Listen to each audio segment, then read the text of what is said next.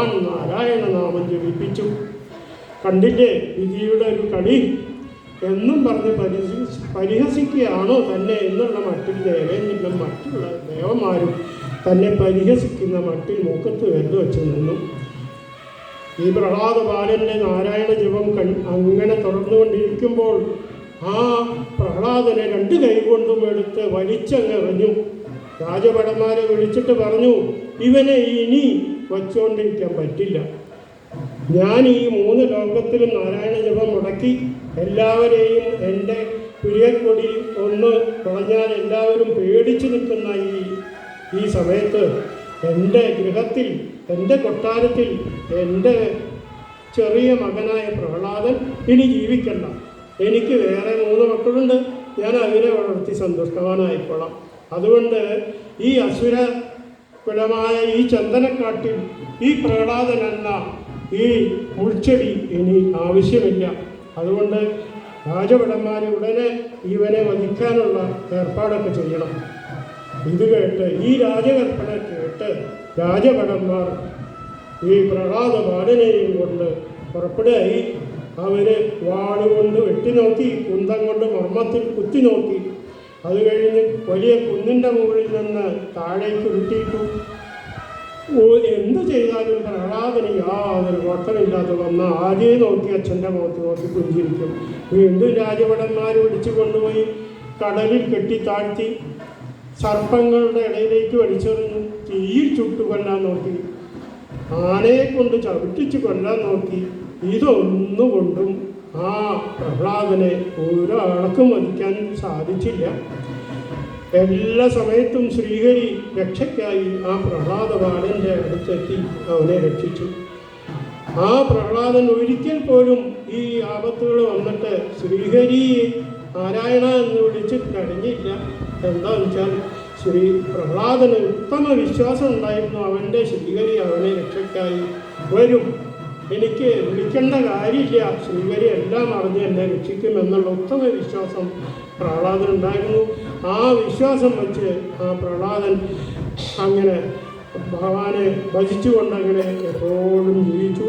ഉടനെ ആ രാജഭടന്മാർ ഈ പ്രഹ്ലാദനെ പിടിച്ചുകൊണ്ട് രാജാവിൻ്റെ അടുത്ത് വെച്ച് കൊണ്ടുവന്ന് പറഞ്ഞു, രാജാവേ, ഞങ്ങളോട് ക്ഷമിക്കണം, ഞങ്ങൾക്ക് ഇവനെ വധിക്കാൻ സാധിക്കുന്നില്ല, അതുകൊണ്ട് അങ്ങ് എന്താണെന്ന് വെച്ചാൽ ചെയ്തോളൂ. ഉടനെ ഹിരണ്യകശിപു പറഞ്ഞു, ഇത് അത്യത്ഭുതകരമായിരിക്കുന്നു, ഇങ്ങനെയുള്ള മാർഗങ്ങളൊക്കെ അവനിൽ പരീക്ഷിച്ചു, ഇവൻ മരിച്ചില്ലല്ലോ, എന്താണ് കാരണം? ഇവൻ്റെ ശക്തി എന്താ? ശ്രീഹരി ആയിരിക്കും, വിഷ്ണു തന്നെ ആയിരിക്കും ഇവനെ മുൻനിർത്തിക്കൊണ്ട് ഈ മായാജാലങ്ങളൊക്കെ എന്നോട് കാണിക്കുന്നത്. ഇവനെ മുൻനിർത്തിക്കൊണ്ട് എന്നെ വധിക്കാനുള്ള പരിപാടിയാണ് വിഷ്ണുവിൻ്റെ എന്ന് മനസ്സിലാക്കി അവൻ ഹിരണ്യകശിപു വീണ്ടും ഒരു പരീക്ഷണത്തിന് മുതിർന്നു. തൻ്റെ അമ്മയായ കയാധുവിനെ കൊണ്ട് വിഷം നിറച്ച ഗ്ലാസ് കയ്യിൽ കൊടുത്തു. ഹിരണ്യകശിപു നോക്കി നിന്നു കയാധു മകനോ വിഷം കൊടുക്കുന്നത്. ആ വിഷം നിറച്ച ആ പാനപാത്രം അങ്ങോട്ട് കുടിച്ചു. കുടിച്ചപ്പോൾ തിളച്ച പാലിൽ പഞ്ചസാര ഇട്ട് കുടിച്ച മാതിരിയാണ് പ്രഹ്ലാദന് തോന്നിയത്. വിഷം കുടിച്ചതായിട്ട് യാതൊരു അനുഭവം ഉണ്ടായില്ല. ആ സമയത്തും അവൻ്റെ ശ്രീഹരി അവനെ രക്ഷിച്ചു. ഇത് കണ്ടതും ഈ ഹിരണ്യകശിപു ഇത്ര ശക്തിമാനായ 3 ലോകത്തിനും അധിപനായ ആ ദൈത്യരാജാവായ ഹിരണ്യകശിപു ബോധം കെട്ടങ്ങോട്ട് വീഴുകയുണ്ടായി. തൻ്റെ ഭാര്യയുടെ മുമ്പിൽ മറ്റുള്ള അസുര ശ്രേഷ്ഠന്മാരുടെ മുമ്പിൽ അദ്ദേഹം ബോധരഹിതനായിട്ട് അങ്ങോട്ട് വീണു. കുറേ കഴിഞ്ഞ് മുഖത്തൊക്കെ ആശ്രിതന്മാർ വന്ന് ദാസന്മാർ വന്ന് മുഖത്ത് ജലമൊക്കെ തെളിച്ച് കുറച്ച് കഴിഞ്ഞ് ഉണർന്ന് എണീറ്റിട്ട് തൻ്റെ സിംഹാസനത്തിൽ ഇരുന്ന് അങ്ങോട്ട് കയ്യും കുത്തി അങ്ങോട്ട് ആലോചിച്ചു കൊണ്ടിരുന്നു. ഇനി എന്താ ചെയ്യണ്ടേ? തൻ്റെ ഇളയപുത്രൻ തന്നെ തോൽപ്പിക്കാനായിട്ട് ഇറങ്ങിയിരിക്കുന്നു. 3 ലോകത്തിന് ഞാൻ ജയിച്ചു, ആർക്കും എന്നെ കൊല്ലാൻ പാടില്ല എന്നുള്ള വരമൊക്കെ ഞാൻ മേടിച്ച ജയനായിട്ട് ഇരിക്കുമ്പോൾ എൻ്റെ മകൻ തന്നെ എന്നെ നിന്ദിച്ചുകൊണ്ട് എനിക്കെതിരായി എൻ്റെ ശത്രുവായ വിഷ്ണുവിനെ അഭയം പ്രാപിച്ച് വിഷ്ണുനാമം ജപിക്കുന്നു. എൻ്റെ കൊട്ടാരത്തിൽ വെച്ച് എനിക്കത് സഹിക്കാൻ പറ്റില്ലായിരുന്നു. വീണ്ടും അങ്ങനെ ദുഃഖിച്ചിരിക്കുന്ന മഹാരാജാവിനെ കണ്ടുകൊണ്ട് ചണ്ടാമക്കന്മാർ, അതായത് ആ അസുര ഗുരുനാഥന്മാർ വീണ്ടും ഹിരണ്യകശിപുവിനെ വന്ന് വന്ദിച്ചു. മഹാരാജാവേ, അങ്ങ് ത്രൈലോക്യാധിപതിയാണ്, അങ്ങക്ക് എന്താ സാധിക്കാത്തത്? അങ്ങയെ യുദ്ധത്തിൽ തോൽപ്പിക്കാൻ ഒരു രാജാവോ ഒരു ദേവനോ ഒരു അസുരനോ ഒരു ഗന്ധർവനോ ആരും തന്നെ, ഒരു യക്ഷനോ ആരും തന്നെ ഇല്ല. പിന്നെ എന്തിനാണ് അങ്ങയുടെ പുത്രനായ 5 വയസ്സായി ബാലനിൽ നിന്ന് ഇത്ര ദുഃഖം അനുഭവിക്കുന്നത്? നമ്മളൊരു കാര്യം ചെയ്യാം, ഇവനെ വരുണപാശം കൊണ്ട് ബന്ധിച്ച് ആ പാഠശാലയിൽ കൊണ്ട് ഇരുത്താം. അവിടെ ഇരിക്കട്ടെ. കുറച്ച് ദിവസം കഴിഞ്ഞ് നമ്മുടെ പ്രധാന അധ്യാപകനായ ശുക്രാചാര്യർ തിരിച്ചു വരും അദ്ദേഹം പോയ പുണ്യസ്ഥലത്ത് നിന്ന്. എന്നിട്ട് നമുക്ക് വല്ല മന്ത്രോ വല്ല ചരടോ ജപിച്ചു കെട്ടി എന്തെങ്കിലുമൊക്കെ സൂത്രപ്പണി കൊണ്ട് ഇവൻ്റെ മനസ്സ് എന്തായാലും മാറ്റിയെടുക്കാം. ശുക്രാചാര്യർ വരേണ്ട താമസം ഇവൻ്റെ മനസ്സ് മാറ്റിയെടുത്ത് ഒരു ഉത്തമ അസുരബാലനായിട്ട് മാറ്റാം എന്ന് പറഞ്ഞ് അങ്ങനെ അവനെ വരുണപാശം കൊണ്ട് കെട്ടിക്കൊണ്ട് ആ പാഠശാലയിലേക്ക് വീണ്ടും കൊണ്ടുപോയിട്ടുണ്ടായിരുന്നു. അവിടെ ചെന്ന് അവനെ കെട്ടിയിട്ടു. ഈ ഷണ്ടാമാർക്കന്മാർ തൻ്റെ ഗൃഹജോലികളിലൊക്കെ വ്യാപ്തരായി. രാവിലെ എണീറ്റ് ഗൃഹജോലികളൊക്കെ പിന്നിൽ കഴിച്ച് ഷണ്ടാമാർക്കന്മാർ വരുന്നതിന് മുമ്പായിട്ട് അസുരബാലന്മാരെല്ലാവരും ഈ പ്രഹ്ലാദബാലൻ്റെ ചുറ്റും കൂടി. എന്നിട്ട് ചോദിച്ചു, പ്രഹ്ലാദ, എവിടുന്നാണ് നിൻ്റെ ഈ ശക്തി? എവിടുന്നാണ് ഈ നാമജപമൊക്കെ പഠിപ്പിച്ചത്? ആരെ പഠിപ്പിച്ച്? ഞങ്ങളെ ആരും ഞങ്ങളുടെ ടെക്സ്റ്റ് ബുക്കിലൊന്നും പ്രഹ്ലാദൻ ചെല്ലണ നാമമൊന്നും ഇല്ലല്ലോ. ഞങ്ങളുടെ ഒരു ഗുരുനാഥന്മാരും പഠിപ്പിച്ചില്ല ഈ നാമജപങ്ങളും ഈ പ്രഹ്ലാദന് ഉള്ള ഈ അനുഗ്രഹങ്ങളും. ഇത്രയൊക്കെ കൊല്ലാൻ ശ്രമിച്ചിട്ടും പ്രഹ്ലാദന് യാതൊരു ക്ഷീണവും പറ്റിയിട്ടില്ല. പ്രഹ്ലാദൻ വീണ്ടും ആരോഗ്യവാനായി ഞങ്ങളുടെ മുമ്പിൽ ഇരിക്കുന്നു. എന്താ ഇതിനുള്ളൊരു രഹസ്യം? ആരാണ് പ്രഹ്ലാദൻ്റെ ഗുരു എന്നൊന്ന് പറഞ്ഞു തരൂ. ഞങ്ങളെ പഠിപ്പിച്ച ഗുരുനാഥന്മാരൊന്നും ഈ മന്ത്രജപോ ഈ നാമജപോ ഈ രക്ഷപ്പെടാനുള്ള മാർഗങ്ങളൊന്നും പറഞ്ഞു തന്നിട്ടില്ല എന്ന് പറഞ്ഞപ്പോൾ പ്രഹ്ലാദൻ പറഞ്ഞു, എൻ്റെ ഗുരു ഈ ഷണ്ടാമാർക്കന്മാരോ അല്ലെങ്കിൽ അവരുടെ അച്ഛനായ ശുക്രാചാര്യരോ അല്ല. എൻ്റെ ഗുരു നാരദ മഹർഷിയാണ്. നാരദ മഹർഷി എൻ്റെ അച്ഛൻ തപസ്സിന് പോയപ്പോൾ അസുരന്മാരെല്ലാവരും ദേവന്മാർ വന്ന് യുദ്ധത്തിൽ തോൽപ്പിച്ച് ഓടിച്ചു. ആ സമയത്ത് എൻ്റെ അമ്മ എന്നെ ഗർഭിണിയായിരുന്നു. ആ ദേവേന്ദ്രൻ പിടിച്ചു കൊണ്ടുപോയ എൻ്റെ അമ്മയെ രക്ഷിച്ച് ആശ്രമത്തിൽ താമസിപ്പിക്കുകയുണ്ടായി. നാരദ മഹർഷിയെ പൂജാകാദി കർമ്മങ്ങളിലൊക്കെ സഹായിച്ചുകൊണ്ടിരുന്ന അമ്മ അതിന് ആ നാരദ മഹർഷിക്ക് അറിയാമായിരുന്നു കയാധുവിൻ്റെ ഗർഭത്തിലിരിക്കുന്ന ബാലൻ ചില്ലറക്കാരനല്ല, ഉത്തമ ഭക്തനായിരിക്കും, വൈഷ്ണവ ഭക്തന്മാരിൽ ഉത്തമനായിരിക്കും, ഭാഗവതോത്തമനായിരിക്കും. അദ്ദേഹം ഈ ലോകമെങ്ങും അറിയപ്പെടുന്ന ഒരു ഭക്തനായിരിക്കും പ്രഹ്ലാദൻ. അതുകൊണ്ട് ആ ഗർഭത്തിലിരിക്കെ തന്നെ അമ്മയായ കയാധുവിന് ഭാഗവത ധർമ്മങ്ങളെല്ലാം ഉപദേശിച്ചു. വിഷ്ണുവിൻ്റെ എല്ലാ അവതാര കഥകളും വിഷ്ണുവിൻ്റെ കീർത്തനങ്ങളും ഒന്നൊഴിയാതെ പാടി കേൾപ്പിച്ചു. അതെല്ലാം കയാധു കാലക്രമേണ മറന്നുപോയെങ്കിലും ആ പുത്രൻ അതൊക്കെ ആ ഗർഭത്തിലിരിക്കുന്ന ആ ഭ്രൂണാവസ്ഥയിലിരിക്കുന്ന ആ കുട്ടിയുടെ മനസ്സിൽ അതെല്ലാം ആ ലോഹത്തിൽ രേഖപ്പെടുത്തിയിരിക്കണ മാതിരി ആ ശിശുവിൻ്റെ ആ ബ്രെയിനിൽ അതൊക്കെ തറഞ്ഞു. അങ്ങനെ തികഞ്ഞൊരു ഭാഗവതോത്തമനായി തികഞ്ഞ വിഷ്ണു ഭക്തനായിട്ട് ആ കുട്ടി ജനിച്ചു വീണത്. അങ്ങനെ ആരും പഠിപ്പിക്കാതെ തന്നെ ആ ഹിരണ്യ കശുവിൻ്റെ പുത്രനായ പ്രഹ്ലാദൻ പറഞ്ഞു, എന്നെ പഠിപ്പിച്ചത് എൻ്റെ ഗുരുനാഥൻ ഈ നാരദ മഹർഷിയാണ്. അതുകൊണ്ട് നിങ്ങളെല്ലാവരും ചെറുപ്പത്തിൽ തന്നെ ഈ 5 വയസ്സ് പ്രായത്തിൽ തന്നെ ഹരിനാമ കീർത്തനം ചൊല്ലാൻ പഠിക്കണം. ഭഗവാന്റെ മഹിമകളെ പറ്റി പഠിക്കണം. ഈ ശ്രവണം, കീർത്തനം, വിഷ്ണു സ്മരണം, പാദസേവനം, അർച്ചനം, വന്ദനം, ദാസ്യം, ആത്മനിവേദനം എന്നുള്ളതായിട്ടുള്ള 9 ഭക്തിഭാവങ്ങളെ നിങ്ങളും അഭ്യസിക്കണം. അങ്ങനെ വിഷ്ണുവിൻ്റെ സേവകന്മാരായി ഇനിയുള്ള കാലം കഴിക്കണം എന്ന് പറഞ്ഞപ്പോൾ അതിന് ഞങ്ങൾ അസുരബാലന്മാരല്ലേ, ഞങ്ങളെങ്ങനെയാണ് അതൊക്കെ ചെയ്യുക? ഞങ്ങൾക്ക് ഇതിനുള്ള അധികാരമുണ്ടോ? ഇല്ല. ആരായാലും ശരി ഇത് അഭ്യസിക്കാവുന്നതാണ്.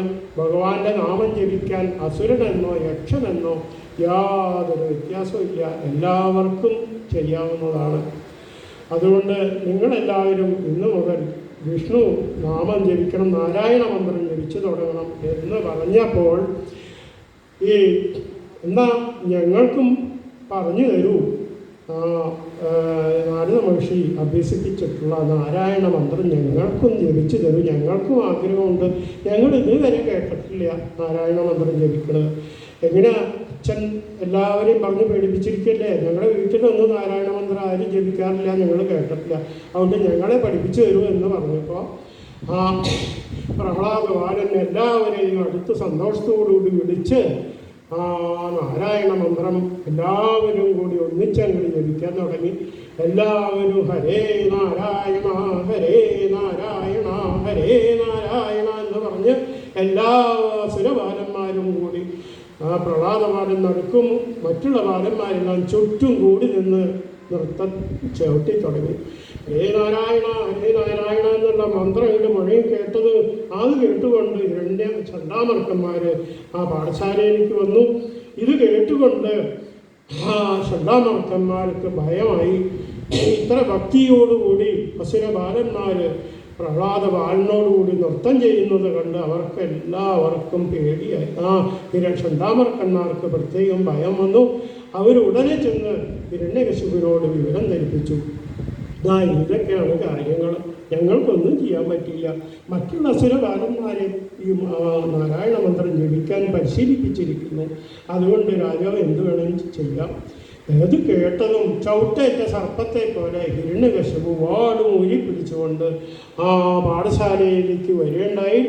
പാഠശാലയിലേക്ക് വന്നു നോക്കിയപ്പോൾ എല്ലാ അസുരബാലന്മാരും പ്രഹ്ലാദനോട് കൂടി നിന്ന് നൃത്തം ചെയ്യാണ്. ഏതാണ് എൻ്റെ മകൻ പ്രഹ്ലാദൻ എന്ന് അറിയാൻ വയ്യാതായി. എവിടെ നോക്കിയാലും അസുരബാലന്മാർ. ആരെ നോക്കുമ്പോഴും വിചാരിക്കും ഇതാണ് എൻ്റെ മകൻ പ്രഹ്ലാദൻ, എവിടെ നോക്കിയാലും അത് പ്രഹ്ലാദനായി തോന്നി. എല്ലാ അസുരബാലന്മാരിൽ നിന്നും വളരെ വിഷമിച്ച് പ്രഹ്ലാദനെ പിടിച്ചു കൊണ്ടുപോയി കൊട്ടാരത്തിലേക്ക് കൊണ്ടുപോയി. എന്നിട്ട് ചോദിക്കാൻ തുടങ്ങി, എടാ അധമ, എടാ കുലനാശക, എടാ ദുർവിനീത, നീ എന്തുകൊണ്ടാണ് എനിക്കെതിരായിട്ട് പ്രവർത്തിക്കുന്നത്? ഈ 3 ലോകത്തിനും രാജാവായ അസുര രാജാവാണ് ഞാൻ. എൻ്റെ കൽപ്പനയെ ധിക്കരിച്ചുകൊണ്ട് എന്തുകൊണ്ടാണ് നീ ഈ പ്രവൃത്തി ചെയ്യുന്നത്? എൻ്റെ ശത്രുവായ വിഷ്ണുവിൻ്റെ നാമം പ്രചരിപ്പിക്കലാണോ നിൻ്റെ ജോലി? നിൻ്റെ അച്ഛനല്ലേ 3 ലോകത്തിന് അധിപനായ ഹിരണ്യകശിപു ഇവിടെ ഇരിക്കുന്നത്? ഈ കൊട്ടാരത്തിൽ തന്നെ വേണോ നിൻ്റെ ഈ അഹമ്മതി? അതുകൊണ്ട് നീ ഇത് ഒരിക്കലും ഞാൻ ഉറപ്പിക്കില്ല. ഇനി നീ ജീവിച്ചിരിക്കാൻ പോകുന്നില്ല, നിന്നെ ഞാൻ വധിക്കാനാണ് പോകുന്നത്. അതിനു മുമ്പ് എനിക്ക് ഒന്നറിയണം, നിന്നെ മുൻനിർത്തി നിന്നെ ഒരു പാവയാക്കി കളിക്കുന്ന ആ വിഷ്ണു എവിടെയാണ്? ആ വിഷ്ണുവിനെ എനിക്ക് കാണണം. ആ വിഷ്ണുവിനെ ഞാൻ വധിച്ചിട്ടേ എനിക്ക് നീ മനസ്സമാധാനമുള്ളൂ. എൻ്റെ ഇളയ പുത്രനായ എത്രയും പ്രിയപ്പെട്ട എൻ്റെ ഭക്തനായ എൻ്റെ മകനായ പ്രഹ്ലാദ ബാലനെ തലതിരിച്ചു വിട്ട ആ വിഷ്ണുവിനെ കൊന്നിട്ടേ എനിക്കിനി വേറെ കാര്യമുള്ളൂ. അതുകൊണ്ട് എവിടെയാണ് നിൻ്റെ വിഷ്ണു ഇരിക്കുന്നത്? എവിടെയാണ് ഇരിക്കുന്നത്? വേഗം പറഞ്ഞതാ. നിൻ്റെ മനസ്സിനെ തിരിപ്പിച്ച ആ വിഷ്ണുവിനെ ഞാനിപ്പോൾ കൊല്ലും. അത് കഴിഞ്ഞിട്ടാണ് നിന്നെ വധിക്കുക. ആദ്യം നിൻ്റെ സർവേശ്വരനായ നിൻ്റെ ദേവനായ വിഷ്ണുവിനെ എനിക്ക് കൊല്ലണം. അതുകൊണ്ട് പറഞ്ഞതാ, എവിടെയാണ് വിഷ്ണു? ഞാൻ വൈകുണ്ഠത്തിൽ പോയി ആ വിഷ്ണുവിനെ കൊല്ലാൻ നോക്കിയിട്ട് എനിക്കൊന്നും കാണാൻ പറ്റിയിട്ടില്ല. ആ വിഷ്ണു എന്നെ കണ്ടപ്പോൾ ഒളിച്ചോടിപ്പോയി. അതുകൊണ്ട് ഞാൻ വിചാരിച്ചു ആ വിഷ്ണു എന്നെ കൊണ്ട് പേടിച്ചോടി. അതുകൊണ്ട് ഈ ലോകത്തിൽ എന്നെ എതിർക്കാൻ ആരുമില്ല. 3 ലോകത്തിൻ്റെ അധിപനായിട്ട് ഞാൻ കഴിയുന്ന സമയത്ത് നീ വിഷ്ണു വിഷ്ണു എന്ന് പറഞ്ഞിട്ട് ഈ കൊട്ടാരത്തിൽ കിടന്ന് മതിക്കാതെ കാണിച്ചതാ എവിടെയാണ് വിഷ്ണു എന്ന് ഗർജിച്ചുകൊണ്ട് ആ അസുര രാജൻ ചോദിച്ചപ്പോൾ പ്രഹ്ലാദൻ വളരെ വിനയത്തോടുകൂടി കൈകൂപ്പിക്കൊണ്ട് പറഞ്ഞു, പിതാവേ, അങ്ങ് ശാന്തനാകണം. അങ്ങേക്ക് ഈ ചോദ്യം ചോദിക്കാനും അങ്ങേക്ക് മുഷ്ടി ചുരുട്ടിക്കൊണ്ട് കൈ ഉയർത്താനും ശക്തി തന്ന ആ ഭഗവാൻ തന്നെയാണ് എൻ്റെ ഉള്ളിലും എനിക്ക് ശക്തിയായി പ്രവർത്തിക്കുന്ന ഭഗവാൻ. ആ ഭഗവാൻ എവിടെ ഉണ്ടെന്ന് ചോദിക്കരുത്, എവിടെ ഇല്ല ആ ഭഗവാൻ. ആ ഭഗവാൻ വിണ്ണിലുമുണ്ട്, മണ്ണിലുമുണ്ട്. ആ ഭഗവാൻ സർവചരാചരങ്ങളിലുമുണ്ട്. സർവചരാചരങ്ങൾക്കും ശക്തി തരുന്നത് ആ ഭഗവാനാണ്. തൂണിലും തുരുമ്പിലും ഏത് ജീവജാലത്തിൻ്റെ ഉള്ളിലും ആ ഭഗവാനാണ് ശക്തിയായി പ്രവർത്തിക്കുന്നത്. അതുകൊണ്ട് അങ്ങയും ആ ഭഗവാന്റെ പാദങ്ങളെ ആശ്രയിക്കൂ പിതാവെ, ഇനിയും വൈകിട്ടില്ല. വിഷ്ണുവിൻ്റെ പാദങ്ങളെ ആശ്രയിച്ച് ഇനിയുള്ള കാലം തപസ് ചെയ്ത് ജീവിക്കാൻ നോക്കും എന്ന് പറഞ്ഞപ്പോൾ ഹിരണ്യകശിപുവിന് പൊട്ടിച്ചിരിക്കാനാണ് തുടങ്ങിയത്. ഏതാ മൂഢ, നീയോ ഇപ്പം മരിക്കാൻ പോവാ, നിന്നെ ഞാൻ കൊല്ലാൻ പോവാ. അതിനു മുമ്പ് നീ പറ, നിന്റെ വിഷ്ണു, നിന്റെ സർവേശ്വരനായ വിഷ്ണു എവിടെയാണെന്നത് ഈ തൂണിലുണ്ടോ? അവിടെ കൊട്ടാരത്തിലുള്ള ഒഴിഞ്ഞ കോണിലുള്ള ഒരു തൂണ് ചൂണ്ടിക്കാണിച്ച് വെച്ചു. ഈ തൂണിലുണ്ടോ നിന്റെ വിഷ്ണു? പറയേ. ഞാൻ നോക്കിയിട്ട് തൂണാണ് കാണുന്നത്, വിഷ്ണുവിനെ കാണാനില്ല. അപ്പോൾ പ്രഹ്ലാദമാരൻ വളരെ വിനയത്തോടു കൂടി പറഞ്ഞു, അച്ഛാ, ഞാൻ തൂണ് കാണുന്നില്ല, ഞാൻ എൻ്റെ സർവേശ്വരനായ ശംഖുചക്ര ഗദാ പത്മധാരിയായ ആ വിഷ്ണുവിനെയാണ് കാണുന്നത്. ഞാൻ തൂണ് കാണുന്നില്ല. ഞാൻ ഈ കൊട്ടാരം മുഴുവൻ വിഷ്ണുവിനെയാണ് കാണുന്നത്. അതുകൊണ്ട് ഞാൻ തൂണ് കാണുന്നില്ല അച്ഛാ, ഞാൻ വിഷ്ണുവിനെയാണ് കാണുന്നത്. ശംഖചക്ര ഗദാധാരിയായ ആ സച്ചിദാനന്ദ സ്വരൂപത്തെ ഞാൻ കാണുന്നു അച്ഛാ. എന്നാൽ അങ്ങനെയാണെങ്കിൽ ആ വിഷ്ണു നിന്നെ രക്ഷിക്കാൻ വരട്ടെ, എന്നിട്ട് എനിക്ക് അദ്ദേഹത്തിനെ കൊല്ലാലോ. അതുകൊണ്ട് ഞാൻ ഈ സ്തംഭത്തിൽ എൻ്റെ മുഷ്ടി കൊണ്ടിടിച്ച് ആ വിഷ്ണുവിനെ വകവരുത്താൻ പോവാം. എൻ്റെ ഈ മുഷ്ടി മതി എനിക്ക് വിഷ്ണുവിനെ കൊല്ലാൻ, വേറെ ആയുധങ്ങളുടെ ഒന്നും ആവശ്യമില്ല ഞാൻ എന്നും പറഞ്ഞ് ഹിരണ്യകശിപു തൻ്റെ മുഷ്ടി ബലിഷ്ഠമായ കരങ്ങൾ മുകളിൽ ഉയർത്തി ആ മുഷ്ടി ചുരുട്ടി ആ സ്തംഭത്തിൽ ആഞ്ഞൊരു അടിയടിച്ചു. ആ സ്തംഭത്തിൽ ആഞ്ഞിടിച്ചതും ആ സ്തംഭം പൊടിയുന്ന ശബ്ദമല്ല കേട്ടത്, അതിൽ നിന്ന് ദിഗന്ധം ഒട്ടുമാറൊരു വലിയ അലർച്ചയാണ് കേട്ടത്. സത്യം വിദാതും നിജഭൃത്യഭാഷിതം വ്യാപ്തിം ചൂതേഷ്വഖിലേഷു ചാത്മന അദൃശ്യതാത്യത്ഭുതരൂപമുദ്വഹൻ സ്തംഭേ സഭായാം ന മൃഗം ന മാനുഷം. ആ സ്തംഭത്തിൽ നിന്ന് മൃഗവുമല്ല നരനുമല്ല മൃഗവുമല്ലാത്തൊരു രൂപം പുറത്തേക്ക് ഇങ്ങനെ വന്നു. ആ പ്രഹ്ലാദബാലൻ ആശയോടുകൂടി പറഞ്ഞു, ഈ സ്തംഭത്തിൻ്റെ ഉള്ളിൽ വിഷ്ണു ഉണ്ട്. ആ തൻ്റെ ഭക്തവത്സലനായ തൻ്റെ ഭക്തനായ ആ പ്രഹ്ലാദൻ്റെ വാക്കുകൾ സത്യമാക്കാനും ആ ബ്രഹ്മാവിൻ്റെ വരം അന്വർത്ഥമാക്കാനും താൻ ജയവിജയന്മാർക്ക് കൊടുത്ത മോക്ഷപ്രാപ്തിക്കുള്ള ആ ഒരു വാഗ്ദാനം പാലിക്കാനും വേണ്ടി ശ്രീ മഹാവിഷ്ണു നരസിംഹ രൂപത്തിൽ ആ സ്തംഭത്തിൻ്റെ പുറത്തേക്ക് ഇങ്ങനെ വന്നു. ഉജ്ജ്വലമായ കണ്ണുകൾ, ആ ചുട്ടുപഴുപ്പിച്ച സ്വർണത്തിൻ്റെ നിറമുള്ള കണ്ണുകളിൽ നിന്ന് അനേകം സൂര്യന്മാരുടെ പ്രകാശമായിരുന്നു പുറത്തേക്ക് വന്നുകൊണ്ടിരുന്നത്. കഴുത്തിനു മുകളിൽ കുഞ്ചിരോമം നിറഞ്ഞ ആ കഴുത്തും ആ സിംഹത്തിൻ്റെ തലയും കഴുത്തിന് താഴെ മനുഷ്യൻ്റെ രൂപവും. അങ്ങനെ ആ ഇടയ്ക്കിടയ്ക്കുള്ള വല്ലാത്ത ദിഗന്ധം പൊട്ടുമാറുള്ള അട്ടഹാസങ്ങളും കൂടി ആ നരസിംഹ രൂപം പുറത്തേക്ക് വരികയാണ്. ആ കണ്ണുകളിൽ നിന്ന് അഗ്നികളിങ്ങനെ ഉദിച്ചു കയറാണ്. ആ പ്രകാശത്തിൽ ഹിരണ്യകശിപുവിൻ്റെ കണ്ണാകെ മഞ്ഞളിച്ചു പോയി. ആ കണ്ണുകളിലേക്ക് നോക്കാൻ അശക്തനായ ഹിരണ്യകശിപു പിന്നോക്കം മാറിപ്പോയി. പിന്നോക്കം നടന്ന് ചെന്ന് ദൂരത്തെത്തിയപ്പോഴാണ് നോക്കിയത്. പാദത്തിലേക്ക് നോക്കിയപ്പോൾ പാദങ്ങൾ തൻ്റെ അടുത്തേക്ക് വരുന്ന കണ്ടു. അത് കഴിഞ്ഞ് കുറച്ചുകൂടി നോക്കിയപ്പോൾ ആ മഞ്ഞപ്പട്ടുടുത്ത ആ അരക്കെട്ട് കണ്ടു. ഓ, സമാധാനമായി. മഞ്ഞപ്പട്ടുടുത്ത ഒരു ദേവനായിരിക്കും, എന്നെ കൊല്ലില്ല, ദേവനെ കൊല്ലാൻ പാടില്ല എന്നാണല്ലോ പറഞ്ഞേക്കണം. അതുകൊണ്ട് സമാധാനിച്ച് പിന്നെ നോക്കിയപ്പോൾ മുത്തുമാലകളും വൈരമാലകളും സ്വർണ്ണമാലകളും ഒക്കെ അണിഞ്ഞ് ആ ശരീരം അങ്ങോട്ട് കണ്ടു. ആ കഴുത്ത് കണ്ടു, പലതരത്തിലുള്ള മാലകൾ വെട്ടിത്തിളങ്ങുന്ന ആ കഴുത്ത്, ആ നീണ്ട കരങ്ങൾ, മൂർത്ത നഖങ്ങളുള്ള ആ കരങ്ങൾ കണ്ടു. അത് കഴിഞ്ഞ് മറ്റുള്ള കരങ്ങളിലൊക്കെ വിവിധ ആയുധങ്ങൾ ധരിച്ചിരിക്കുന്നു. ആ 2 കൈകളിൽ മാത്രം നഖം കൂർത്തു നിൽക്കുന്നു. അങ്ങനെയുള്ള നരസിംഹ രൂപത്തിൻ്റെ കഴുത്തിന് മുകളിലേക്ക് നോക്കിയപ്പോഴല്ലേ മനസ്സിലായത്, ഇത് വിഷ്ണു തന്നെ തൻ്റെ അനുജനെ ആ കാട്ടുപന്നിയുടെ രൂപത്തിൽ ഒന്നാ കൊന്നത്. ഇപ്പതേ എന്നെ കൊല്ലാനായിട്ട് ഈ സിംഹത്തിൻ്റെ തടിയുമായിട്ട് വന്നിരിക്കുന്നു. ഇത് വിഷ്ണു തന്നെ നിശ്ചയം. ഇനി ഈ വിഷ്ണുവിനെ കൊന്നിട്ട് തന്നെ കാര്യം എന്നും പറഞ്ഞുകൊണ്ട് ആ നരസിംഹ രൂപത്തെ വർണ്ണിക്കാൻ ഭാഗവതത്തിലെ വാക്കുകളില്ല. ഭാഗവതം പറയുന്നത് ഒരു അതിവിസ്തീർണമായ ഗുഹ പോലത്തെ വായയാണ് നരസിംഹത്തിൻ്റെ. അതിലെ വാളുപോലെ നീണ്ടു കിടക്കുന്ന നാവ്, അതിൽ മഞ്ഞ ദംഷ്ട്രങ്ങൾ, 2 ദംഷ്ട്രങ്ങൾ ഇങ്ങനെ നീണ്ട് കൂർത്തു നിൽക്കുന്നു.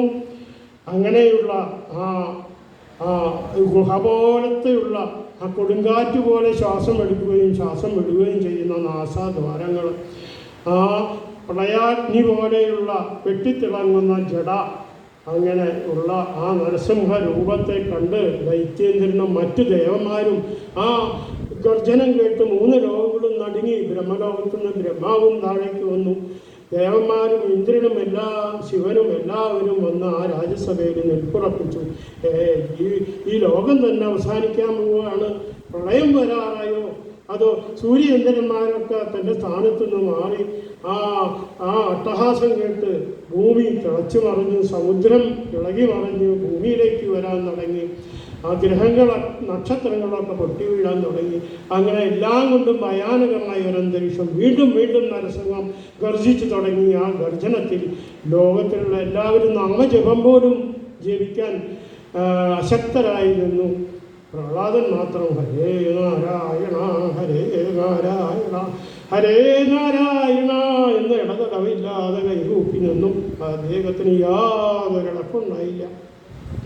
ആ നരസിംഹമൂർത്തിയെ കണ്ട് യാതൊരു ഭയം ഉണ്ടായില്ല. അങ്ങനെ നിൽക്കുമ്പോൾ ആ ദൈത്യരാജൻ ഇത് തന്നെ വിഷ്ണു എന്നോർത്ത് തൻ്റെ ഗദയും ചുഴറ്റി ആ നരസിംഹത്തിൻ്റെ മുമ്പിലേക്കെടുത്തൊരു ചാട്ടം. ഭാഗവതത്തിൽ പറയും, ഈ വലിയ അഗ്നികുണ്ഡത്തിലേക്ക് ഒരു ഇയാമ്പാറ്റ എങ്ങനെ ചാടിയാൽ എങ്ങനെ ഇരിക്കും, അതുപോലെ നരസിംഹത്തിൻ്റെ മുമ്പിലേക്ക് ഈ ഹിരണ്യകശിപു ആ ഗദയും ചുഴറ്റി അങ്ങോട്ട് ചാടി. ആ ചാട്ടത്തിൽ അവനെ അങ്ങോട്ട് 2 കൈ കൊണ്ടുകൊണ്ട് കെട്ടിപ്പിടിച്ച് ഗാഢാലിംഗനം ചെയ്യാനായിട്ട് നോക്കിയപ്പോൾ അതിൽ നിന്ന് വഴുതി മാറിക്കൊണ്ട് പരാക്രമിയായ ഹിരണ്യകശിപു വാളും എടുത്തുകൊണ്ട് വീണ്ടും യുദ്ധത്തിനായിട്ട് പലതരത്തിലുള്ള യുദ്ധമുറകൾ പരീക്ഷിക്കാനായിട്ട് നരസിംഹത്തിൻ്റെ മുമ്പിലേക്ക് വീണ്ടും ചാടി വരികയാണ് ഉണ്ടായത്. ആ ചാട്ടവും എല്ലാം കണ്ടു കഴിഞ്ഞ് ആ നരസിംഹത്തിൻ്റെ ഗർജനമൊക്കെ അങ്ങനെ കഴിഞ്ഞ് ആ ഹിരണ്യകശിപുവിനെ അങ്ങോട്ടും ഇങ്ങോട്ടും ഓടിച്ച് അവനെ തളർത്തി. ഏതാണ്ട് സന്ധ്യാസമയമായി എന്ന് കണ്ടപ്പോൾ ആ ഗരുഡനെ തൻ്റെ കൂർത്ത നഖം കൊണ്ട് ഗരുഡൻ തൻ്റെ കൂർത്ത നഖം കൊണ്ട് സർപ്പത്തെ എങ്ങനെ പിടിച്ചു ബന്ധിക്കുന്നു, അങ്ങനെ പിടിച്ചെടുക്കുന്നത് പോലെ ഹിരണ്യകശിപുവിനെ തൻ്റെ കൂർത്ത നഖങ്ങൾ കൊണ്ട് അള്ളിപ്പിടിച്ചുകൊണ്ട് അങ്ങോട്ട് കൊണ്ടുവന്ന് ഉമ്രപ്പടിയിൽ അങ്ങോട്ട് ഇരുന്നു. തൻ്റെ 2 തുടകളിലുമായി ആ ഹിരണ്യകശിപുവിനെ അങ്ങോട്ട് മലർത്തിക്കിടത്തി തൻ്റെ ആ ഗുഹ പോലുള്ള വായ അങ്ങോട്ട് ചെവിട്ടിൻ്റെ അടുത്തങ്ങോട്ട് വെച്ചു. എന്നിട്ട് പൂർവാധിക്യം ഉച്ചത്തിൽ അതിഘോരമായ ഒരു അട്ടഹാസം അങ്ങോട്ട് മുഴക്കി. അത് കേട്ടതും ഹിരണ്യകശിപുവിൻ്റെ ചെവിക്കല്ല് പൊട്ടി ചെവിയിൽ നിന്നും കണ്ണിൽ നിന്നും മൂക്കിൽ നിന്നും വായിൽ നിന്നും ഒക്കെ ചോര ഒഴുകാൻ തുടങ്ങി. ആ ഹിരണ്യകശിപുവിൻ്റെ ഹൃദയം പൊടിഞ്ഞു പോയതായിട്ട് തോന്നി. അത്രയ്ക്കും അട്ടഹാസം ആരും കേട്ടിട്ടില്ല. ശിവനും ബ്രഹ്മാവും ഒക്കെ നടുങ്ങി വിറച്ച് നിൽക്കുകയാണ്. ആ അട്ടഹാസത്തിൻ്റെ പ്രകമ്പനം കൊണ്ട് ആ കൊട്ടാരത്തിലുള്ള എല്ലാ തൂണുകളും പൊടിഞ്ഞു വീണു. ആ ലോകത്ത് അവിടെയുള്ള അസുരന്മാരൊക്കെ പേടിച്ച് വിറച്ച് നിൽക്കുകയാണ്.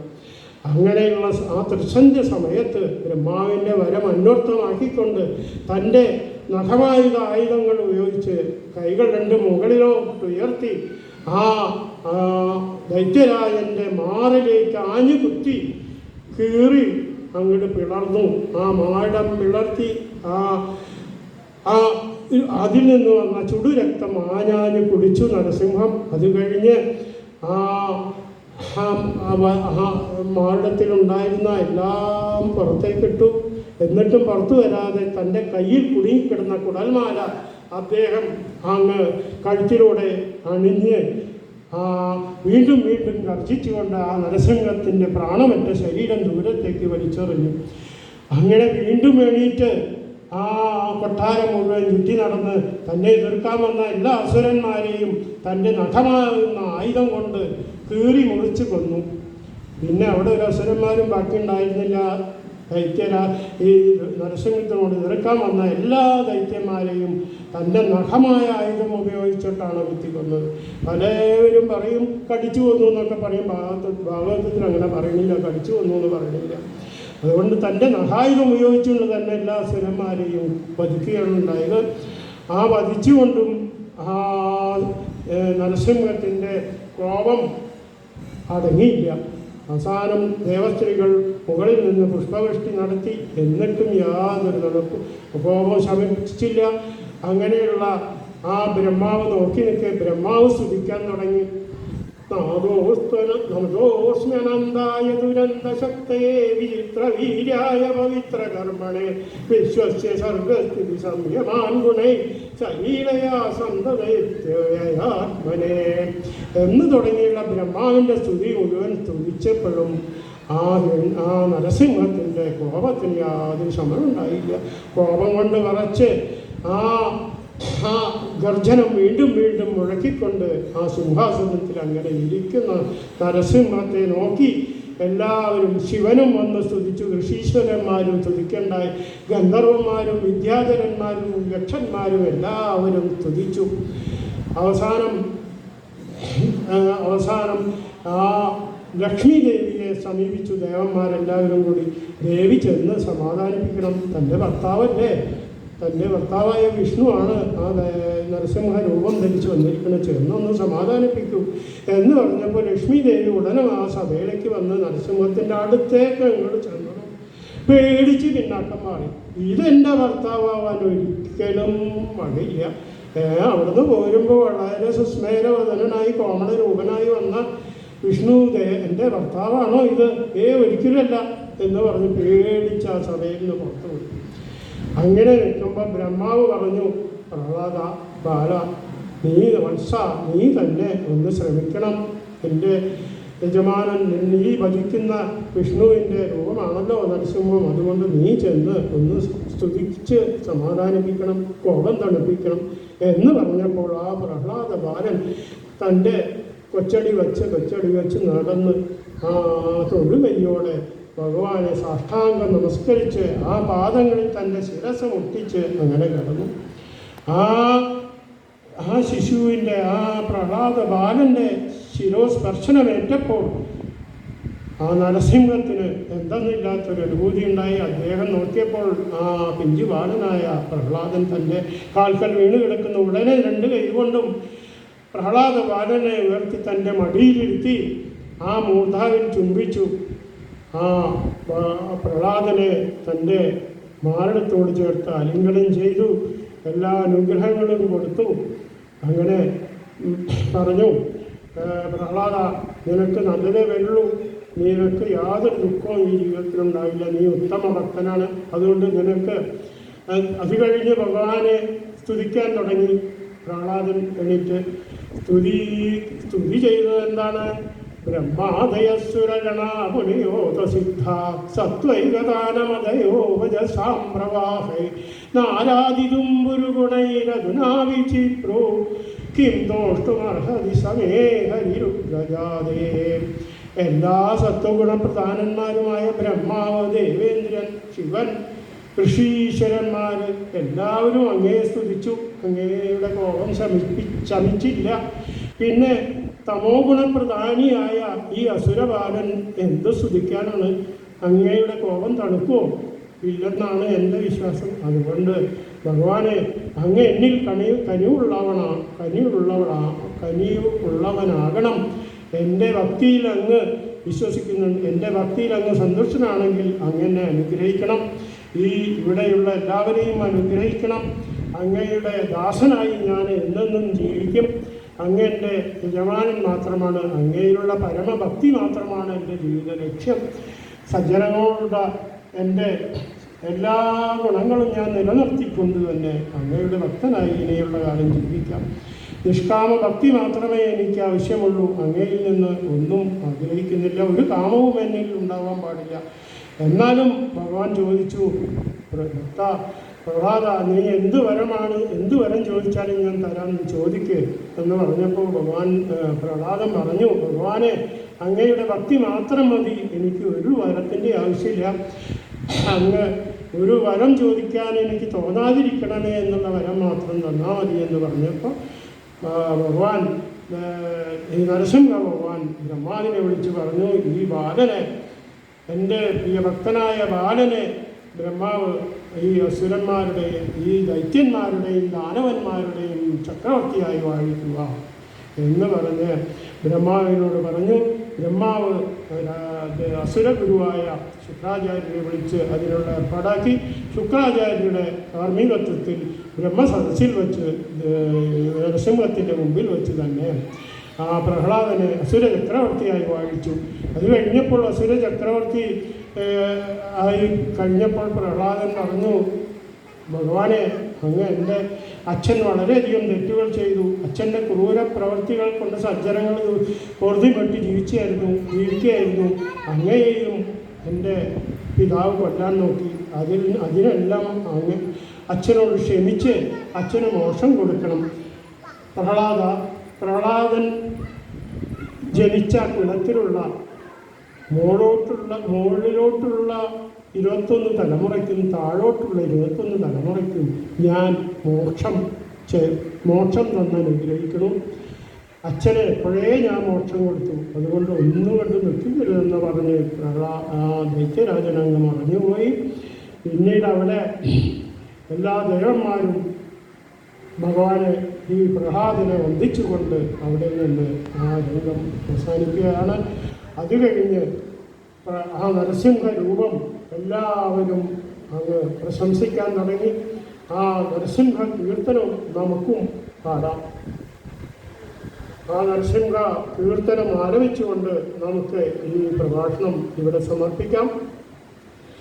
സ്തംഭം വിളർക്കുന്ന ഹുങ്കാര ശബ്ദം, ദിഗന്ധം നടുങ്ങുന്നതും ദുബീനാദം, ശതകോടി സൂര്യന്മറിയും ത്രിനേത്രം, ചുടുനിണം തേടുന്ന ചുരിക പോൽ നാവ്, മരണം വിളങ്ങുന്ന ധിക്രൂരദംഷ്ട്രം, പ്രളയാഗ്നി ചുഴിതീർത്ത ജഡസടാകേസരം, പ്രഹരണം വേർന്നൊരഷ്ടഭുജങ്ങൾ, ആകാശസീമയ്ക്കനന്തമാം ദേഹം, ത്രിലോകം നടുങ്ങുന്ന നരസിംഹരൂപം, ത്രിലോകം നടുങ്ങുന്ന നരസിംഹരൂപം, നരനല്ല മൃഗമല്ല നരസിംഹരൂപം, രാവല്ല പകലല്ല നിറസന്ധ്യ നേരം, അകമല്ല പുറമല്ല ഉമ്മറപ്പടിയിൽ, വിണ്ണല്ല മണ്ണല്ല തിരുമടിത്തട്ടിൽ, നല്ല മണ്ണല്ല തിരുമടിത്തട്ടിൽ, ദൈത്യന്റെ പ്രാണനിലാകരജാലം കുടൽമാനരുതിരവും അണിയുന്ന രൂപം, ബ്രഹ്മാണ്ട സത്യങ്ങളാക്കുന്ന ദേവൻ, ഭക്തന്റെ രക്ഷയ്ക്ക് നിമിഷാഗ്രവേരം, ആദിവ്യദർശനം പ്രഹ്ലാദപുണ്യം, ആദിവ്യദർശനം പ്രഹ്ലാദപുണ്യം, ആദിവ്യദർശനം പ്രഹ്ലാദപുണ്യം. നാരായണായ നമ, നാരായണായ നമ, നാരായണായ നമ, നാരായണായ നമ.